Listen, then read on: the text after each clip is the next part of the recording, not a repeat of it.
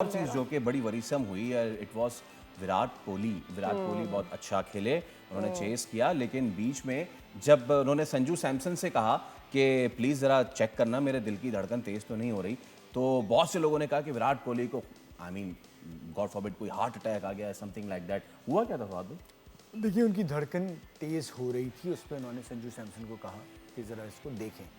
उसके बाद अभी तक डिटेल नहीं आई है, लेकिन विराट कोहली एक ऐसे खिलाड़ी हैं कि उनका वही दर्जा है जो 90 की दिहाई में, 80 की दिहाई में मियाँदाद का होता था इंडियंस की नज़र में।